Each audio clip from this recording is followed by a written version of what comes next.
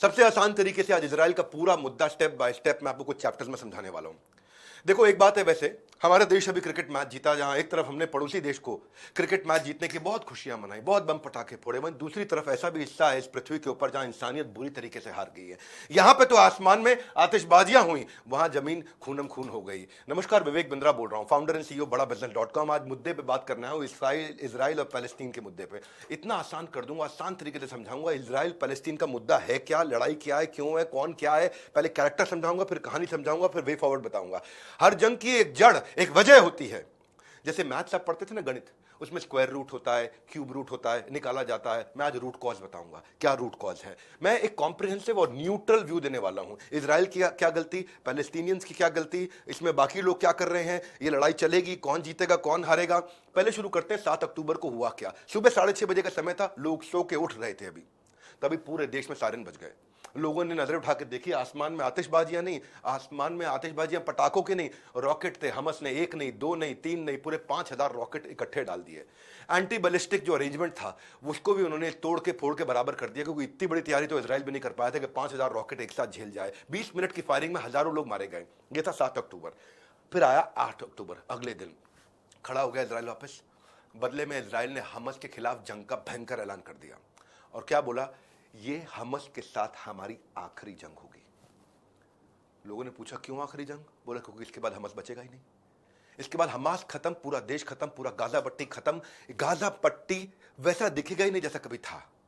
अब आया 14 अक्टूबर, पैलेस्टीनियन के 2000 लोग मारे गए, 8000 फिलिस्तीनी पूरी तरह से वुंडेड हो चुके हैं। इजराइल लगातार एयर अटैक कर रहा है गाजा पे, उनको बोल रहा है निकल के बाहर निकलो। कहां है गाजा पट्टी, ये गाजा पट्टी है, ये इजराइल है। एक एक करके आपको नक्शे पर समझाऊंगा।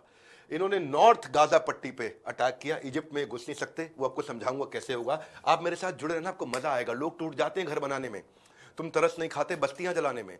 ये सारी बातें newspaper, TV channel, social media में आप खूब सुन रहे हैं, लेकिन आज के वीडियो के बाद आपको सब समझ में आने लग जाएगा। ये इजराइल पैलेस्टीन एक दूसरे को मारने पे क्यों उतारूंगा, समझो आखिर ऐसा क्यों हुआ, ये अटैक इस समय क्यों हुआ, इन दोनों के बीच में हमस क्या चीज है, ये गाजा पट्टी क्या चीज है, ये इजराइल क्या कर रहा है। एक एक करके आपके मन में आने वाले सारे सवालों का इजी तरीके से जवाब दूंगा। कहानी लंबी है, कॉम्प्लेक्स है, लेकिन इजी करके दूंगा। ध्यान से सुनना, समझना। 15 पॉइंट बताऊंगा, 15 चैप्टर, एक मिनट का एक चैप्टर। पहला चैप्टर, इजराइल और पैलेस्टीन है क्या। इजराइल ये है आपके सामने, जो ऑरेंज वाला है, ये पूरा यहां से लेके यहां तक इजराइल है। हाँ, इजराइल जो है दुनिया का एकमात्र ऐसा ज्यूविश देश है, ज्यू, यहां के लोगों को ज्यू कहते हैं, जो 3000 साल से इसका नाम वही है इजराइल। ये वही जमीन पर रहता है और वही भाषा हिब्रू, इनकी भाषा भी आज तक नहीं बदली। अब आते हैं पैलेस्टीन क्या है। पैलेस्टीन 2 हिस्सों में है। एक हिस्सा ये है जिसको बोलते हैं गाजा पट्टी, और एक हिस्सा ये है जिसको बोलते हैं वेस्ट बैंक। इसको भी इजराइल कंट्रोल करके चलता है। पैलेस्टीन ज्योग्राफिकल एरिया है मिडिल ईस्ट के, जहां अरब मुस्लिम की पॉपुलेशन यहां रहती है। तो क्या अर्थ हुआ, पैलेस्टीन यानी कि 2 हिस्सों में डिवाइडेड पैलेस्टीन, यहां पे मुसलमान लोग ज्यादा रहते हैं। ये इजराइल ऑरेंज वाला, यहां पे ज्यूज रहते हैं। इन दोनों के साथ एक नाम आपने और सुना हुआ लगातार, जेरूसलम। असली लड़ाई की वजह जेरूसलम है।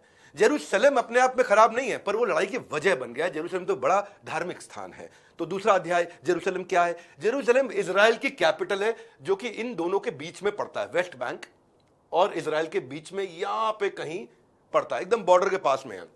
अब सबको जेरूसलम चाहिए, मेन मुद्दा यह है। जो पैलेस्टीनियन है उनको ईस्ट जेरूसलम चाहिए।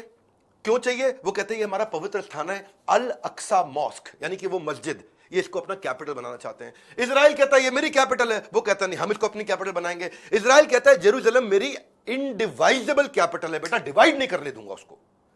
ऐसे छाती ठोकता है ये इजराइल का। वो कहते हैं तू कितनी मर्जी छाती ठोक, हम तेरी छाती में गोली ठोकेंगे। तो ये कहता है मेरी इटर्नल कैपिटल, आज नहीं शाश्वत काल तक, जब तक ये पृथ्वी रहेगी जेरूसलम मेरी कैपिटल रहेगी। कौन बोल रहा है, ये इजराइल। अब जेरूसलम इतना इंपॉर्टेंट क्यों है, झगड़ा क्यों है, क्योंकि यहां पे 3 धर्मों का पवित्र स्थान है। एक क्रिश्चियंस का, एक ज्यूज का, और एक मुसलमान यानी कि इस्लामिस्ट लोगों का, इस्लामिक लोगों का। क्रिश्चियन के लिए क्या है, जेरूसलम में जीसस क्राइस्ट बचपन में यहीं लाए गए थे, यहीं उन्होंने अपनी प्रचार किया था, अपनी 10 कमांडमेंट दी थी, यहीं उनको सूली पर लटकाया गया था, जिसको कहते हैं क्रूसिफिकेशन, क्रूसीफाई किया जीसस क्राइस्ट को, जेरूसलम में ही हुआ सब कुछ है। और यहीं वो पुनर्जीवित भी हुए, जैसे बोलते हैं रिसरेक्टेड। तो ये था, ये क्रिश्चियंस के लिए। अब ज्यूज के लिए जेरूसलम इंपॉर्टेंट क्यों है, उनके लिए इंपॉर्टेंट क्योंकि उनका टेंपल माउंट एक हुआ करता था, ज्यूज के लिए पवित्र स्थान है। तो उनका पहला टेंपल यहीं बना था। आज वो टेंपल नहीं है, लेकिन वहां पे आज वेस्टर्न वॉल है बहुत बड़ी, जिसको देखकर दुनिया भर के ज्यूज उसी को देखकर उसी दिशा में वहीं हाथ जोड़ के प्रार्थना करते हैं अपनी। ज्यूज जेरूसलम को छोड़ेंगे नहीं, और उनके लिए अल अक्सा मॉस्क है मुसलमानों के लिए तीसरा है। ठीक है, क्रिश्चियन बता दिया, ज्यूज बता दिया, अब मुस्लिम्स का सुनो। उनकी एक डोम ऑफ रॉक श्राइन है। ये प्रॉफिट मोहम्मद ने जन्नत की यात्रा, यानी कि कहते हैं ना प्रॉफिट मोहम्मद ने आखिरी सांस, यानी कि प्रॉफिट मोहम्मद जो जन्नत गए वो यहीं से गए, उन्होंने आखिरी सांस यहीं पे ली थी। तो इसलिए, और उनका होमलैंड क्या है? अल अक्सा मॉस्क। ये कहां पड़ता है? जेरूसलम में। देखिए, अगर आप कुरान को समझेंगे, कुरान में दो मस्जिदों की बहुत बात होती है। एक मक्का की, मक्का जहां उन्होंने खूब प्रचार किया, जहां पे वो रहे, और एक है मक्का के अलावा अल अक्सा मॉस्क। तो ये दो ही मस्जिदों की बात हुई। अब उनमें से एक जो इतना पवित्र स्थान है मुसलमानों के लिए, बहुत महत्वपूर्ण है, वो भी जेरूसलम में। तो मेन मुद्दा है जेरूसलम को लेकर के। हर एक को जेरूसलम चाहिए, जो कि कैपिटल है इस समय इजराइल की। ये बॉर्डर पे है, ये वेस्ट बैंक है इधर नीले वाला, ये ऑरेंज वाला है इजराइल, इनके बॉर्डर पे, लेकिन अभी इजराइल के अंदर है। तो ये वेस्ट बैंक क्या है, अब इसको भी समझ लो पहले। वेस्ट बैंक का क्या रेलेवेंस है, जो नीले वाला है?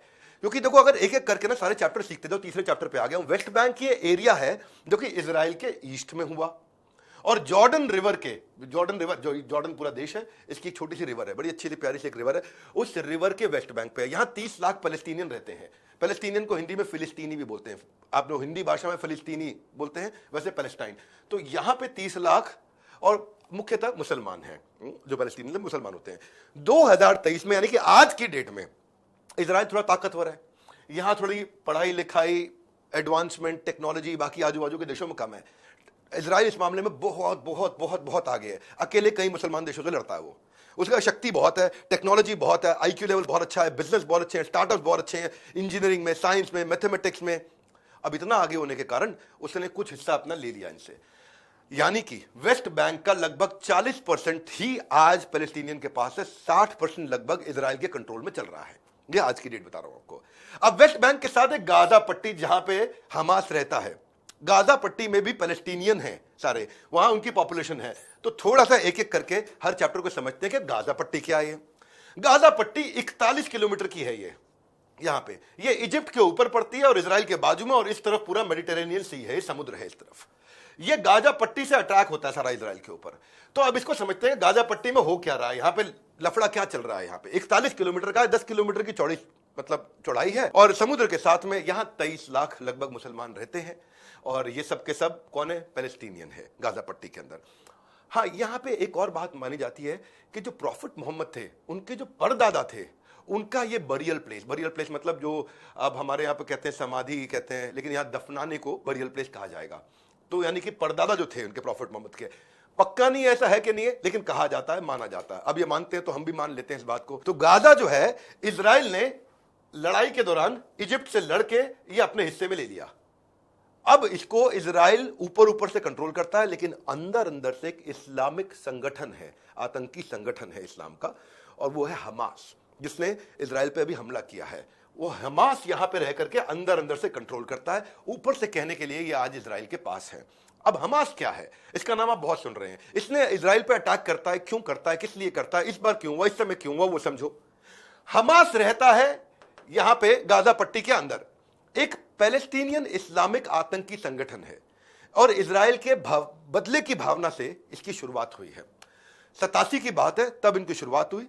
तब से ये सुसाइड बॉम्बिंग कर रहे हैं, मिसाइल फेंक रहे हैं, टारगेटेड अटैक कर रहे हैं। अब ये आतंकी संगठन है या नहीं है, इस पे मैं बताता हूं दुनिया का क्या मानना है।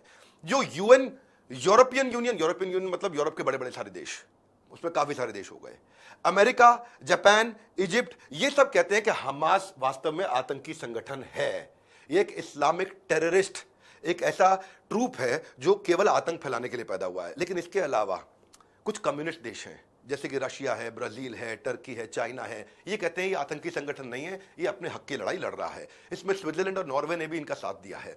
तो दुनिया दो हिस्सों में डिवाइड हो रखी है। जो कैपिटलिस्ट देश हैं, जो प्रोग्रेसिव माइंडसेट के, जो बहुत तेज बिजनेस से आगे बढ़ते हैं, इस टाइप के जो देश हैं, इस विचारधारा के, ये मानते हैं ये आतंक फैला रहा है और कुछ नहीं है, गलत कर रहा है। इसलिए यूएस आज खड़ा हुआ इजराइल के साथ में, बोला एक एक को मार मार के जवाब दूंगा अगर किसी ने दोबारा इजराइल पे उंगली उठा दी तो। यूएस अपने सहयोग के लिए सब अपनी यहाँ से पूरी मशीनें ला करके मेडिटेरेनियन सी में ला खड़ा कर दिया है, जो कि एयर अटैक के लिए बड़े बड़े कैरियर्स हैं। मैं उसके बारे में भी आपको बताऊंगा। पहले हमास को समझ लो, ये इजराइल की एग्जिस्टेंस को मानता नहीं है। यहाँ बैठा हमास, ये कहता है इजराइल एक्चुअली इजराइल नहीं है, ये पैलेस्टीनियन कंट्री है। इजराइल ने तो आगे कब्जा कर लिया है। एक्सेप्ट नहीं करता। अरब पैलेस्टीनियन स्टेट में बिलीव करते हैं। तो हमास जो है उसमें लगभग जो 23 लाख की पॉपुलेशन है, 50,000 लोग हैं। गाजा पट्टी में 23 लाख लोग हैं, बताया मैंने आपको। इसमें से 50,000 लोगों के साथ मिलकर के एक हमास एक संस्था बनी है, समझ लो ऐसे। और इसका एम क्या है? हमास करना क्या चाहता है? इजराइल को डिस्ट्रॉय करना चाहता है। 50,000 लोग जो हैं, इनके पास गोले बारूद बम असली मिसाइलें, इनके पास में रॉकेट, इनके पास सब कुछ है। अब इनको ये हमास को कई सारे मुसलमान देश सपोर्ट कर रहे हैं। ईरान, वो तो हमास के साथ हमेशा खड़ा है। कतर, वहां से हमास का ऑपरेशन चलता है। लेबनान, लेबनान कहां पे? ये रहा लेबनान, यहाँ हिजबुल्लाह, हाँ, ये भी एक आतंकी संगठन है।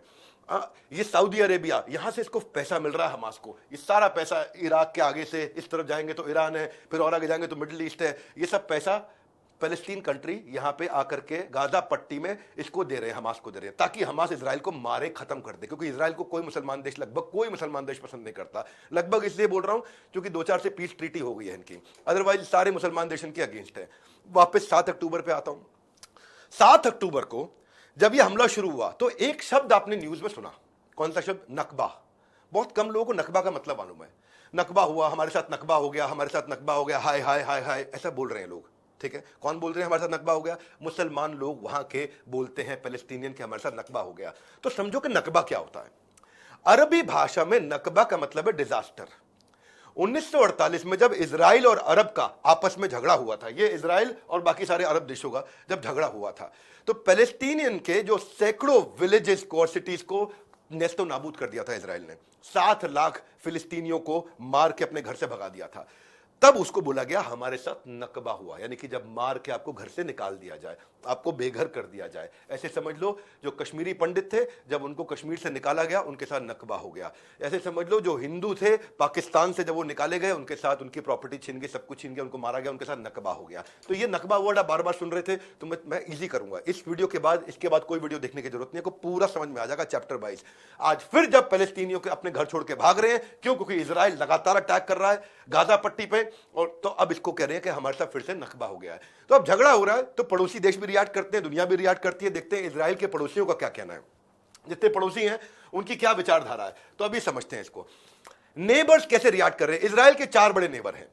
एक है भैया लेबनान, ये ऊपर है इजराइल के साथ में, ठीक है। उसके बाद है सीरिया, सीरिया यहां पे है, बहुत आतंक होता है सीरिया के अंदर। फिर है इजिप्ट, इजिप्ट इधर है, यहां से इजिप्ट चल रहा है। और उसके बाद क्या है? जॉर्डन। अब इनमें इजिप्ट और जॉर्डन के साथ तो उसकी हो गई पीस ट्रीटी। पीस ट्रीटी मतलब मैं ये नहीं कह रहा कि बेस्ट फ्रेंड बन गए हैं। पीस ट्रीटी का मतलब है ना तू मेरे पे उंगली उठा, मैं तेरे पे उंगली उठाऊंगा, ना तू मुझे मारेगा ना मैं तुझे मारूंगा। तेरी जमीन का इस्तेमाल नहीं कर सकता सीरिया मुझे मारने के लिए। इजिप्ट, कोई भी पैलेस्टीनियन आदमी तेरी जमीन का इस्तेमाल नहीं करेगा मुझ पर अटैक करने के लिए। तो उसने कहा भाई तू भी देख ले, फिर तू भी ये नहीं करेगा। तो इजराइल कहता ठीक है जी, हम भी नहीं करेंगे। तो दोनों में आपस में समझौता हुआ है। फिर से बता रहा हूं आपको, समझौता हुआ है। मैं इनका टिक लगे रहने देता हूं, इनके साथ ओके है। सीरिया के साथ बड़ा क्रॉस है, लेबनान के साथ बड़ा क्रॉस है, गाजा पट्टी के साथ बड़ा क्रॉस है, वेस्ट बैंक के साथ ओके ओके है, क्योंकि ये लोग एक्सट्रीमिस्ट नहीं है पैलेस्टीनियन, पर एक्सट्रीमिस्ट नहीं है, बहुत ज्यादा लड़ते वड़ते नहीं है। लड़ने वाले सारे यहां बैठे हुए हैं इधर गाजा पट्टी पे, झगड़ा सारा जाला यहीं से होता है। तो देखो क्या हो गया, जॉर्डन इजिप्ट के साथ ओके हो गया, बाकी दोनों के साथ रिलेशनशिप ठीक नहीं है। तो इमीडिएट नेबर्स के अलावा इसमें और भी बहुत सारे देश हैं। आगे चलते हैं इराक के उस तरफ, तो वहां आता है कतर। सारा का सारा पैसा इनका कतर से आता है, हमास का मेजर फाइनेंसर। क्योंकि इस्माइल हनिया नाम का जो लीडर है हमास का, वो हमास के साथ में यहां गाजा पट्टी में रहता ही नहीं है। जो उनका मेन लीडर है, जो मेन गुरुजी हैं इनके, वो यहां रहते हैं नहीं भैया। वो कहां रह रहे हैं? वो कतर में रह रहे हैं। और कतर उस तरफ आगे जाके इराक पार करके आएगा, और वो वहां से सारा का सारा पैसा दोहा में रह करके यहां इनको भेज रहा है हमास को, ताकि हमास सारे गोले बारूद बम सब इकट्ठे करे और अचानक अटैक करे। ऊपर है टर्की, सीरिया के और ऊपर जाएंगे मेडिटेरियन सी के ऊपर टर्की प्रो पैलेस्टीनियन है, यानी कि टर्की भी इजराइल के खिलाफ है। वैसे टर्की वाले हैं नॉर्मली न्यूट्रल रहते हैं।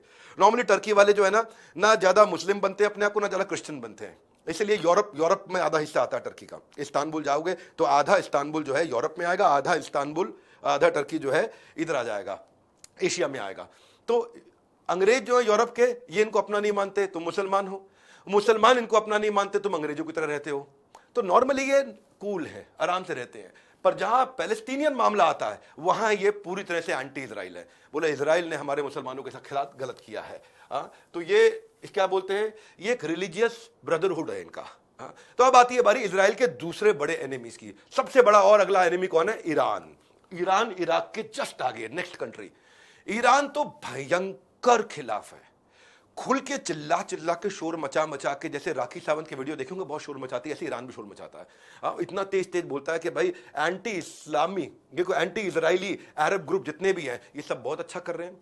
ये लगातार हमास को फंडिंग, वेपन और सपोर्ट देता रहता है, और इसका कहना है कि इजराइल इलेजिटिमेट है।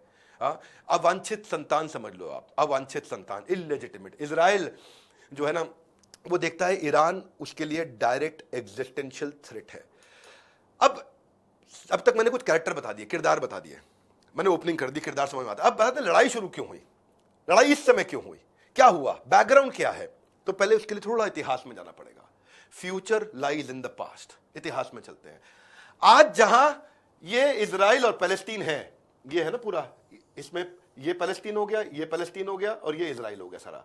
आज जहां पे ये है, 1947 से पहले यहां भी अंग्रेजों की सरकार थी, भारत की तरह अंग्रेजों की सरकार थी। वर्ल्ड वॉर 1 जब हुआ था उस समय अंग्रेजों ने इन ज्यूज को बोला था कि तुम हमारा साथ दे दो, हम तुम्हारा पूरा देश बना देंगे, हम तुम्हें इजराइल बना के दे देंगे, अभी वर्ल्ड वॉर 1 में साथ दे दो। ये उन्होंने उनका साथ दे दिया अंग्रेजों को। तो 1922 से 1947 तक इसके कारण बहुत सारे जीव दुनिया भर से घूम घूम के वापस इजराइल में सबके सब आने लगे, अलग अलग देशों से आने लगे, क्योंकि इनको ये विश्वास हो गया कि अंग्रेज जब हमारा देश छोड़ेंगे तो हमारे को इजराइल नाम का पूरा देश देके जाएंगे।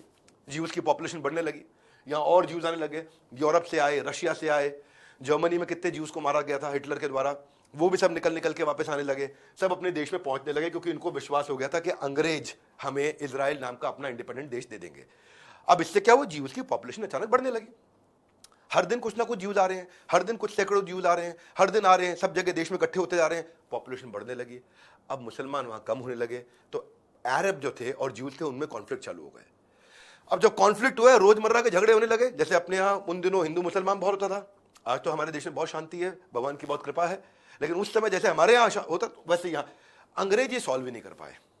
वो इजराइल बनाना चाहते थे, बना ही नहीं पाए। उन्होंने कहा यार ये प्रॉब्लम किसी और की अपने सर पे क्यों लूं, उठा करके यूएन को फोन लगा दिया, भैया देखो अभी मामला आप निपटाओ, हम निकल लिए यहाँ से। तो अंग्रेज निकल गए, लेकिन मामला निपटा नहीं। इजराइल बना के देना था, वो दिया नहीं। 1947 में यूएन ने एक रेजोल्यूशन 181 पास किया था कि पैलेस्टीन को 2 हिस्सों में डिवाइड कर दिया। पार्टीशन प्लान बोला जाता था इसको, एक अरब का हिस्सा और एक ज्यूश का हिस्सा। और उन्होंने कहा कि स्पेशल इंटरनेशनल रेजिम बना देते हैं जेरूसलम के लिए, जेरूसलम दोनों के लिए बना देते हैं, उसमें यूएन कंट्रोल करेगा। अब यूएन कंट्रोल करेगा, ये प्लान को जो ज्यूज थे वहां पे उन्होंने तो एक्सेप्ट कर लिया, मुसलमानों ने, अरब लीडर्स ने मना कर दिया, बोला नहीं हमको पूरा का पूरा जेरूसलम चाहिए। बस यहां से झगड़ा चालू हुआ। शुरू में तो इजरायली जो थे शांत थे, कह रहे ठीक है मान जाते हैं भाई, तो हमारा अलग देश हो गया, इनका अलग देश हो गया, और जेरूसलम जिसका झगड़ा है वो दोनों आपस में इस्तेमाल कर लेंगे, बांट करके उसको यूएन कंट्रोल कर ले, ना तुम कंट्रोल करोगे पैलेस्टीनियंस, ना हम कंट्रोल करेंगे। तो इजराइल शुरू में शांत था, आराम से मान गया। लेकिन वहां पे पैलेस्टीनियन फैल गए बहुत ज्यादा, नहीं जी नहीं, हम कंट्रोल करेंगे, हम चलाएंगे। जब वो नहीं माने तो यूएन रेजोल्यूशन मई 14, 1948 में जब इजराइल बनाया गया और ये दो जेरूसलम दोनों को दे दिया, जैसे ही इजराइल बना सारे मुसलमानों ने आके अटैक कर दिया और उन्होंने कहा कि हम पूरा जेरूसलम लेंगे अपने पास। सारी नेबरिंग अरब कंट्रीज ने इजराइल पर खूब अटैक किया, लेकिन उस पहली अटैक और पहले वॉर में इजराइल तैयार हो गया, उसने अपने आप को प्रिपेयर कर लिया। अब बात थी 1949 की, इजराइल ने सारे देशों को उड़ा दिया, सबको मार डाला वहां पे और जीत के बाहर निकला। और जैसे जीत के बाहर, लड़ाई जीत के बाहर निकला तो उसने क्या किया, अपने देश को तो बचाया, जेरूसलम पूरा कब्जे में ले लिया और 78% टेरिटरी उठा करके पैलेस्टीनियंस की भी अपने कंट्रोल में ले ली। 7.5 लाख पैलेस्टीनियंस का नकबा कर दिया उन्होंने, सबको निकाल के भगा दिया मार मार के। देखने में डरने की बात है बहुत, छोटा सा नन्हा सा देश। हमारे यहाँ तो समझो कि आप हरियाणा छोटा है बहुत, हिमाचल प्रदेश और भी छोटा है ना, इतना छोटा सा देश और सारे मुसलमान देशों के खिलाफ इकट्ठे खड़ा हुआ। जंग सरहदों की लकीरें भले ही बदल देती है, सरहद की लकीर बदल गई, यहाँ पे नया सरहद बन गई, इजराइल बड़ा होकर के निकला, लेकिन अपनों को खोने का दर्द, उसकी जो चेहरे पे लकीरें हैं वो परमानेंट रह जाती हैं। सवाल उठता है, 2 नेशन का जब सोल्यूशन मिल गया, जब 2 नेशन का सोल्यूशन आ गया, तो अब भी लड़ाई क्यों हो रही है? जब 1949 में सब निपट गया तो अब तक लड़ाई क्यों हो रही है? इसलिए हो रही है कि 9वां अध्याय इजराइल की कुछ डिमांड्स हैं। इजराइल की क्या डिमांड है? जैसे फ्रेंच लोगों के लिए फ्रांस है, जर्मन्स के लिए जर्मनी है, चाइनीज लोगों के लिए चाइना है। इजराइल कहता है ज्यूज के लिए इजराइल होना चाहिए। दुनिया भर के ज्यूज को मारा गया, रशिया में ज्यूज को बहुत मारा गया था। जर्मनी में तो आप जानते हैं हिटलर ने सैकड़ों हजारों ज्यूज को गैस की पाइपलाइन में जिंदा मार दिया डाल के। अब वो कहते हैं भाई हमारे को भी अपना देश चाहिए, हम क्या गलत मांग रहे हैं, ये हमारा देश है। तो ये, और दूसरा इनकी डिमांड क्या है कि गाजा पट्टी जो है और वेस्ट बैंक है, इस पे भी मेरा कंट्रोल होना चाहिए, ये इसकी डिमांड है।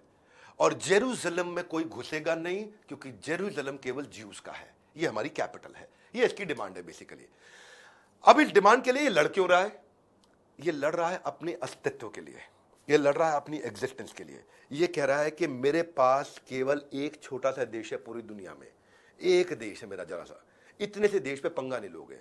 और वो देश जिसको सारे अरब्स ने पूरी तरह से घेर रखा है हर तरफ। यहां बहुत सारे अरब कंट्रीज है, मैं नक्शा अभी चेंज नहीं कर रहा, डिस्ट्रैक्ट ना हो, सारे अरब कंट्रीज ने घेर रखा है, मैं छोटा सा हूं, मेरे को यहां रहने दो शांति से, यहां पंगेबाजी मत करो मेरे साथ में।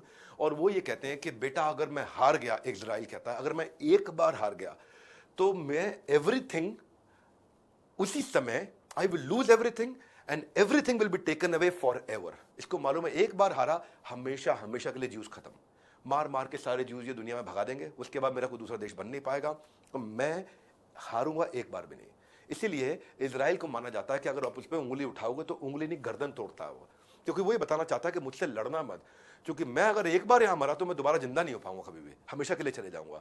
इसीलिए इजराइल क्या कहता है कि ये मेरी हमास के साथ आखिरी लड़ाई है। ये बड़ी स्ट्रॉन्ग स्टेटमेंट है, ये आखिरी लड़ाई है। आखिरी इसलिए क्योंकि हमास जिंदा नहीं बचेगा, कोई नहीं बचेगा। अब दूसरी तरफ इनकी क्या डिमांड है पैलेस्टीनियंस की? ये क्या मांग रहे हैं? ये कह रहे हैं मेरे को एक देश बना दो, वेस्ट बैंक और ये गाजा पट्टी और ईस्ट जेरूसलम, यहां जो जेरूसलम की कैपिटल है। बोले तीन चीज मिलाकर के मेरे को एक देश दे दो, मुझे भी तुम्हारे से कोई लेना देना नहीं है। तो ऐसा नहीं है मुसलमान लड़ना चाहते हैं यहां पे, लेकिन उनको भी सबको जेरूसलम में इंटरेस्ट है। तो इजराइल अपनी एक्सपेंशनिस्ट फिलॉसफी, यानी कि हमारे को कंट्रोल करने की फिलॉसफी छोड़ दे, इनकी भी थोड़ी लेजिटिमेट डिमांड लगती है। और ये कहते हैं जेरूसलम हमारी कैपिटल है, जो हमारी होली साइट है, क्योंकि आप जानते हैं दो ही मस्जिदें थी जिनकी बात हुई है। अब वो बात मैं कर चुका हूं, आगे रिपीट किए बिना मैं आगे चलता हूं तेजी के साथ आपसे। अब पैलेस्टीनियन लड़ क्यों रहे हैं? इनको एब्सोल्यूट इंडिपेंडेंस है इजराइल से। ये चाहते हैं कि अरब के अगेंस्ट जो उतना भी झगड़ा चल रहा है बंद हो जाए, और ये कहते हैं हमारी धरती है, इजराइल ने कब्जा कर लिया। बड़ी सिंपल सी बात है। अब आते हैं 10वें अध्याय पे, सोल्यूशन क्या है? अभी तक क्या क्या सोल्यूशन हो चुके हैं? पहला सोल्यूशन था कि 2 स्टेट डील बन जाए, यानी कि 2 अलग देश बन जाए, गाजा एंड वेस्ट बैंक एक पैलेस्टीनियन, बाकी सारा इजराइल।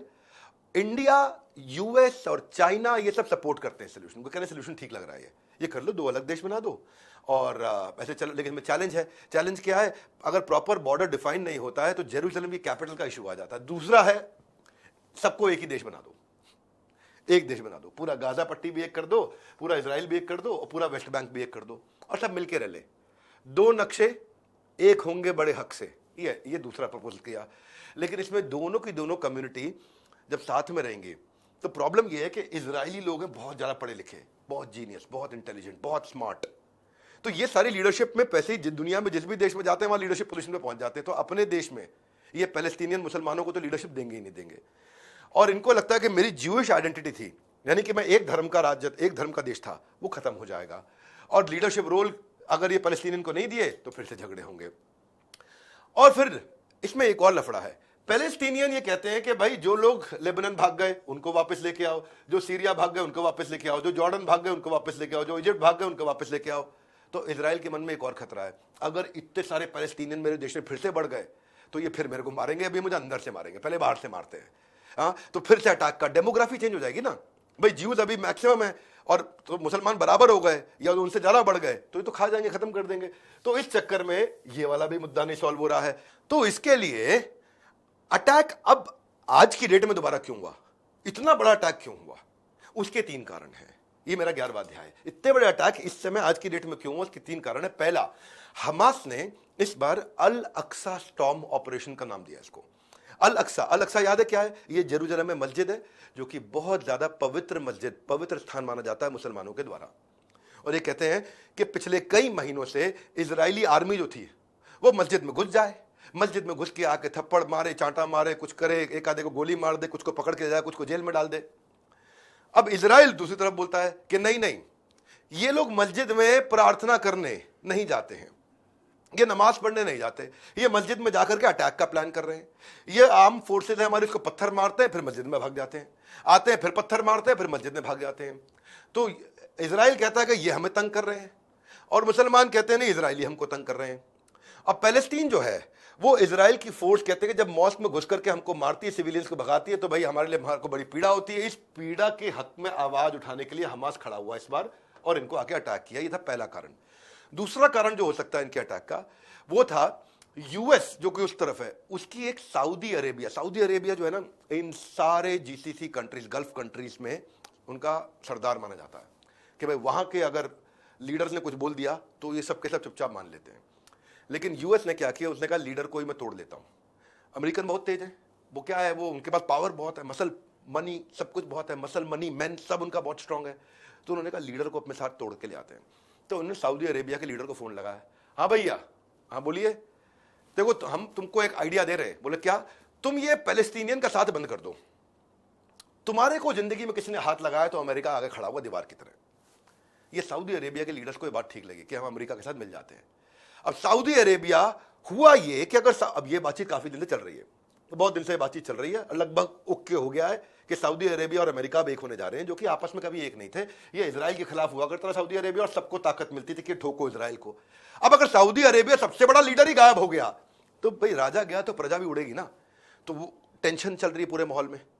तो अगर सऊदी अरेबिया आवाज ही नहीं उठाएगा तो जो अरब वर्ल्ड का सबसे बड़ा पावर सेंटर, अगर उसी ने आवाज नहीं उठाई तो पैलेस्टीनियन का जो कॉज है, इनका जो मुद्दा है, इनकी जो आवाज है वो दब जाएगी, धीमी पड़ जाएगी, कमजोर हो जाएगी।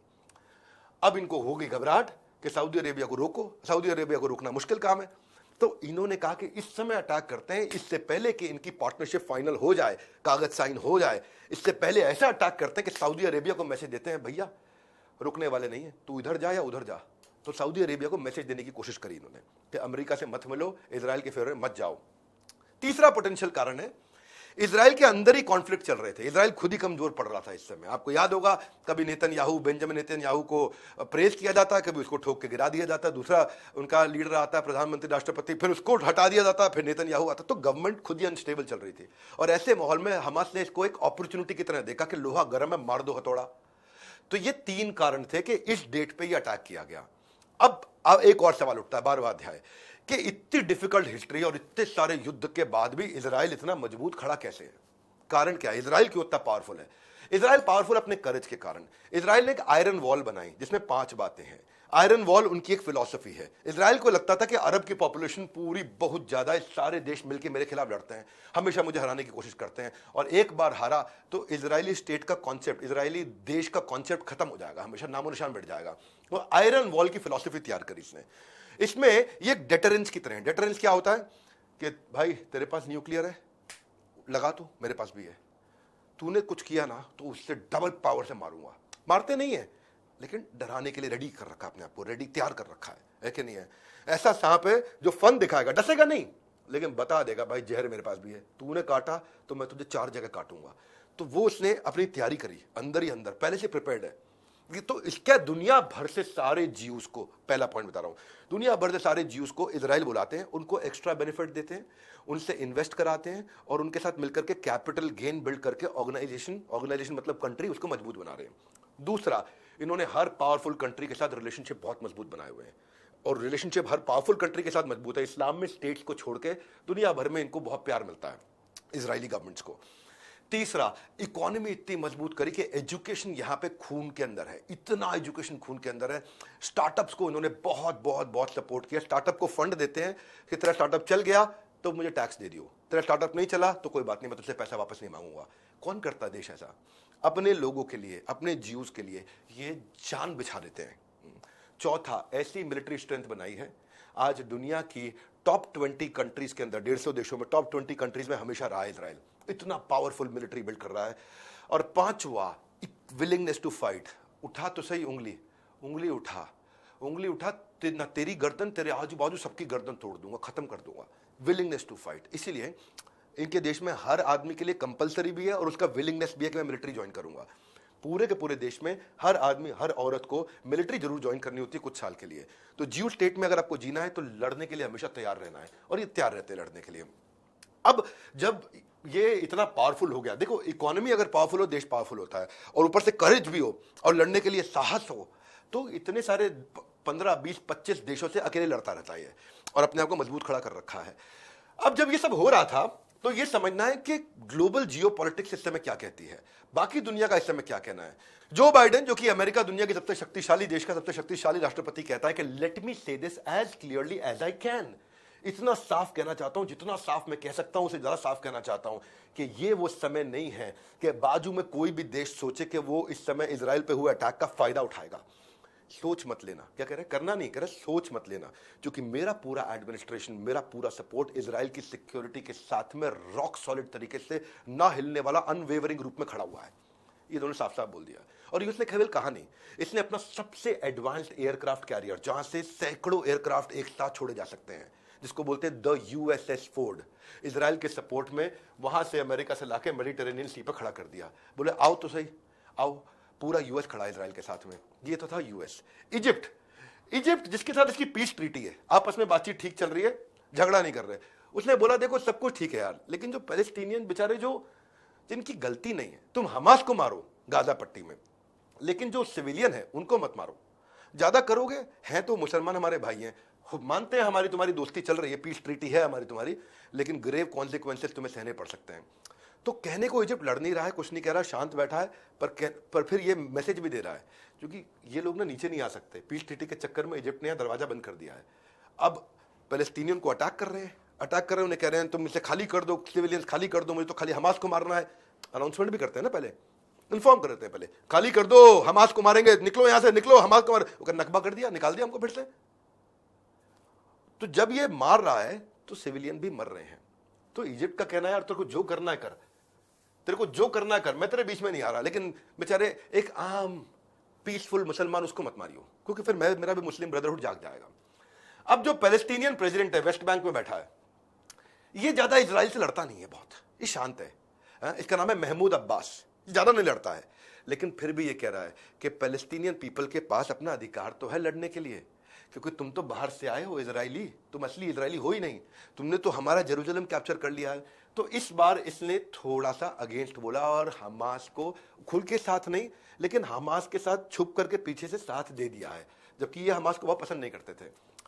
कतर, वो इजराइल के अगेंस्ट है, वो कह रहा है इजराइल ही जिम्मेदार है इस वायलेशन, जितना भी वायलेंस हो रहा है। सऊदी अरेबिया क्योंकि अमेरिका से मिलने वाला था, अभी बताया ना आपको, अमेरिका से दोस्ती होने वाला था, और अमेरिका ने समझा दिया कि इजराइल के खिलाफ कोई काम नहीं करेगा, तो वो डिप्लोमेटिक रहा, वो लगभग कुछ नहीं बोला। वो कह रहा है हम देख रहे हैं ध्यान से क्या चल रहा है, हमने पूरी नजर रखी हुई है। तो क्या फायदा तेरी नजर रखने का ना तू इधर का ना तू उधर का है जी।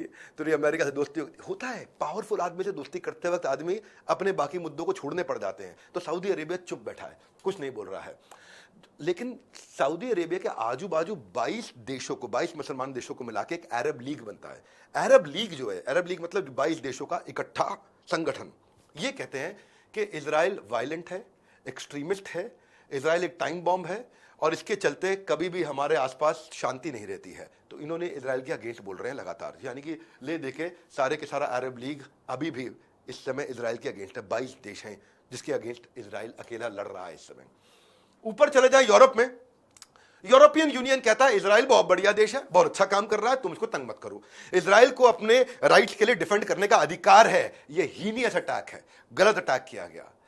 भारत की बात कर ले, प्रधानमंत्री नरेंद्र मोदी, इन्होंने भी कुछ कहा। इनका क्या कहना है? इनका कहना है कि देखो भाई ऐसा है, हम इजराइल के साथ खड़े हैं, कंधे से कंधा मिला के हम इजराइल के साथ खड़े हैं, लेकिन जो पैलेस्टीनियन सिटीजन हैं उनको मत मारो, हमास पे अटैक करो, आम आदमी को मत मारो।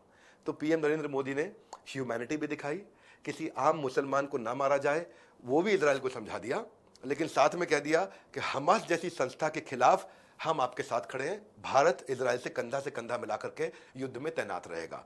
बड़ी स्ट्रॉन्ग स्टेटमेंट है एक तरफ, लेकिन न्यूट्रल भी कर दिया। वो कहते हैं कि किसी बेगुनाह की जान ना जाए, तुम्हें लड़ना है तो केवल हमास से लड़ो। ईरान तो बहुत खुश है, अच्छा हुआ इसके साथ, होता है ना, अगर किसी के साथ बेचारा आपको कोई दुश्मन है, आपका उसे चोट लग जाए, कुछ हो जाए, मैं तो पहले ही कहता था। तो ईरान का वही है, ईरान तो कह रहा है भाई पैलेस्टीनियन फाइटर तुमने बहुत बढ़िया काम किया, हम तुम्हारे साथ खड़े हैं, हाँ तुम आगे बढ़ो, संघर्ष करो, हम तुम्हारे साथ हैं। तो मारकाट और बमबारी के बीच में एक राहत की खबर थी। वो राहत की खबर किसके लिए? वो इंडियंस के लिए। वो क्या खबर है? वो है 14वां अध्याय ऑपरेशन अजय। ऑपरेशन अजय क्या? 18,000 इंडियंस अभी भी इजराइल में और यहां मिलाकर के फंसे हुए हैं। इसमें से 17 इंडियन तो पैलेस्टीन में है, बाकी 18,000 पूरे इजराइल में हैं। तो हमारे केयर गिवर्स, हमारे डायमंड ट्रेडर्स, हमारे आईटी प्रोफेशनल्स, हमारे स्टूडेंट्स, ये सब इजराइल में फंसे पड़े हैं। तो अब तक हर रोज जहाज जा रहा है, अब तक 3 जहाज 4 जहाज जा चुके हैं, अब तक लगभग 1,000 के आसपास इंडियंस को वापस लाया जा चुका है और लगातार ये चल रहा है। क्योंकि यूएस भी निकाल रहा है अपने लोगों को, यूरोप भी निकाल रहा है अपने लोगों को, चाइना भी ट्राई मार रहा है अपने लोगों को बाहर निकालो, तो इंडिया भी ट्राई मार रहा है। और कहते हैं कि कुछ वक्त की जंग सदियों की तरक्की को जंग लगा देती है। तो युद्ध तो अच्छा नहीं है, ये लड़ाई खैर लंबी चलेगी अभी। लेकिन अब आज के हालात क्या है इस समय? आज के हालात क्या है? अब मेरा 15वां अध्याय, फाइनल अध्याय के करंट स्टेटस ये है कि हमास इस समय सैकड़ों इजरायली सिटीजन्स को होस्टेज बना रखा है, बंदी बना रखा है। कंटिन्यूस अभी भी अटैक कर रहा है, लड़ने की पूरी कोशिश कर रहा है, क्योंकि उसको जगह जगह इस्लामिक कंट्रीज से पैसा मिल रहा है, उसको सपोर्ट मिल रहा है, उसको प्रेज मिल रहा है। ईरान से हिजबुल्लाह जो ऊपर बैठा है, ये भी एक आतंकी संगठन है लेबनान का, वहां से भी उसको सपोर्ट मिल रहा है। कतर और सीरिया तो उसके साथ लगे हुए हैं। तो गाजा पट्टी के स्टेटस क्या है इस समय? जो सिटीज है नॉर्थ गाजा के अंदर, कंटिन्यूस बॉम्ब इजराइल फेंके जा रहा है। लोकल पैलेस्टीन जितने भी सिटीजन हैं वो कह रहे हैं हमारे साथ नकबा हो गया, हमारे साथ नकबा हो गया। और इजराइल का रिस्पॉन्स ये है कि मेरा जो एनिमी है, मेरा दुश्मन है, वो अब इसकी वो कीमत चुकाएगा जो कीमत इसको पता भी नहीं थी कितनी बड़ी हो सकती है। कह रहे वो कीमत चुकाएगा। इजराइल का डिफेंस मिनिस्टर है वो बोल रहा है कि मैंने फुल ऑफेंस ले लिया है, हमास खत्म होगा, आपका नक्शा बदल चुका होगा, आप कभी भी आपका देश वैसा दिखेगा ही नहीं जैसे पहले था। Gaza will never go back to what it was. मामला यह है कि एल्बर्ट आइंस्टाइन, उन्होंने कहा था एक बार कि पता नहीं तीसरा विश्व युद्ध कैसा होगा। ये तीसरे विश्व युद्ध के कुछ सिम्टम्स हैं, अगर हो गया तो ये तय है कि चौथा विश्व युद्ध लाठियों से लड़ा जाएगा। ऐसा इसलिए कि तीसरे विश्व युद्ध में पूरी पृथ्वी समाप्त हो जाएगी। तो तीसरा विश्व युद्ध नहीं होना चाहिए। हमें प्रार्थना करनी चाहिए कि किसी भी बेगुनाह की जान ना ली जाए और शांति का माहौल बने। कहने का मतलब इतना है, तीसरे विश्व युद्ध के बाद कुछ नहीं बचेगा। अगर हुआ तो बस इतना होगा कि भगवान को फिर से नई सृष्टि बनानी पड़ेगी, और फिर अगर लड़ाई हुई तो केवल लाठी से ही लड़ाई हो पाएगी, वापस बदलने में बहुत समय लग जाएगा। लड़ाई ये बहुत लंबी चलेगी। इस लड़ाई के दौरान मैं इतना कह सकता हूँ कि मैं ये लड़ाई नहीं सॉल्व कर सकता, पर अपने भारतवासियों के एंटरप्रेन्योर्स की लड़ाई को मैंने सॉल्व करने के लिए कंटिन्यूस काम करता रहता हूँ। आज मैंने प्रयास किया, हर संडे को मैं केस स्टडी लेके आ रहा हूँ। वापस आ चुका है डॉक्टर विवेक बिंद्रा, हर संडे सुबह 8 बजे आपसे मिलेंगे। मैंने इस समय बिलियनियर ब्लूप्रिंट प्रोग्राम में थोड़ा बिजी था, इसीलिए संडे की केस स्टडीज नहीं हुई। आपको याद होगा इंदिरा गांधी स्टेडियम में हमारा 13वां विश्व रिकॉर्ड बना। उस समय 30,000 एंटरप्रेन्योर्स इकट्ठे आए थे, बड़े बिलियनियर्स आए जिन्होंने आकर के पढ़ाया। मैंने जो स्ट्रगल कर रहे हैं उनकी प्रॉब्लम्स को हम सॉल्व कर रहे हैं। अगर आपकी कमाई नहीं हो रही, बिजनेस कैसे शुरू करें, उसका वन स्टॉप सोल्यूशन है बिलियनियर्स ब्लूप्रिंट। मैंने आपको लिंक दिया है, इसके बारे में मैं एक प्राइवेट वेबिनार कर रहा हूं। उस प्राइवेट वेबिनार में आ सकते हैं, लिंक डिस्क्रिप्शन में दिया है। तो तैयार रहिए हर संडे को एक पावरफुल केस स्टडी के साथ। इसमें इस वीडियो को शेयर करिए। अगर पूरा इजराइल का ये युद्ध आपको आसान भाषा में समझना है, मैंने सारे कैरेक्टर्स के साथ समझाया। हमारे साथ जुड़े रहने के लिए भारत